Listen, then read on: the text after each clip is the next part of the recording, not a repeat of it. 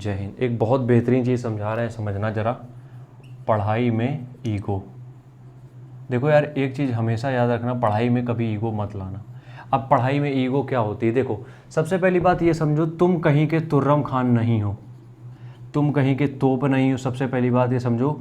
और तुम भी चाहे जितने पढ़े लिखे हो, तुम चाहे जितने ग्रेजुएट हो, पोस्ट ग्रेजुएट हो, पीएचडी होल्डर हो, जो तुमने उखाड़ा हो अपनी लाइफ में पढ़ाई से रिलेटेड, फिर भी बहुत कम ये प्रॉबिलिटी है कि तुम जिस एग्ज़ाम को क्रैक करने जा रहे हो वो क्रैक कर पाओ। बहुत कम संभावना है उसकी।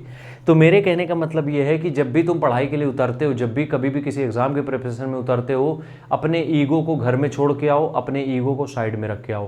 क्योंकि जब जब ईगो चलता है तब तब तुम्हें किसी और की सुनने नहीं देता है। ईगो का मतलब क्या होता है? ईगो का मतलब ये होता है हम हैं हम।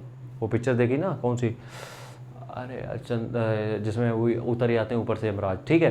तो मेरे कहने का मतलब ये है कि जब जब ईगो रहेगा तुम्हारे अंदर, ईगो सेल्फ रिस्पेक्ट बात अलग है, ईगो जब जब तुम्हारे अंदर रहेगा तुम किसी की नहीं सुनोगे। और तुम किसी की अगर सुनोगे नहीं तो फिर तुम आगे बढ़ोगे नहीं, ये भी कन्फर्म है। क्योंकि आज जो भी टॉप पे बैठे हैं, समझना मेरी बात, आज जो भी टॉप पे 1-2% या 5% लोग बैठे हैं, 2-5% जो लोग टॉप पे बैठे ना, वो भी किसी न किसी की सुन रहे होंगे, वो भी किसी न किसी की सुन रहे होंगे। तो मेरे कहने का मतलब ये है कि अगर तुमने पढ़ाई करनी है, अगर कोई एग्ज़ाम क्रैक करना है, तो तुम्हें ईगो को साइड में रखना पड़ेगा। देखो, ईगो का मतलब क्या होता है पढ़ाई में? देखो, जब भी तुम तैयारी करने उतरते हो तुम्हें बहुत तरीके के टीचरों से डील करना पड़ता है। मतलब तुम्हें ये टीचर नहीं समझ में आएगा तो उससे पढ़ना पड़ता है।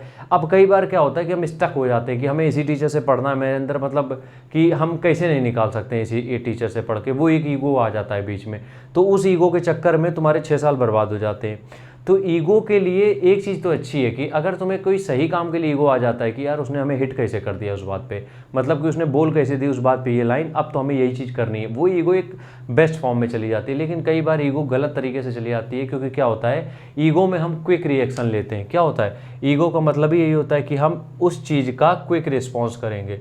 और किसी भी चीज़ में जब तुम क्विक रिस्पॉन्स करते हो तो 90% ये संभावना है कि वो गलत ही जाता है। 90%। जैसे कि तुम्हारे घर में आग लगी है या कार में कहीं पे आग लगी है, तुम पानी भर के बाल्टी डालते हो तो आग और बढ़ जाती। क्विक रिस्पॉन्स था ये। तुम 2 सेकंड, बस 2 सेकंड, ये नहीं कि पूरी कार जल जाए तब समझो, 2 सेकंड तुमने अपने आप को पॉज किया कि यार अगर हम इसमें बालू डाल देंगे बंद हो जाएगी आग, तो तुम उस बालू अब जैसे कि एक जगह का हमने वीडियो देखा था, मेरे पास बात यही है, हम चीज़ों को कनेक्ट करके तुम्हें ज़रूर समझा सकते हैं हर एक बात। एक जगह रेस्टोरेंट में कहीं पे होटल में आग लग गई, ठीक है।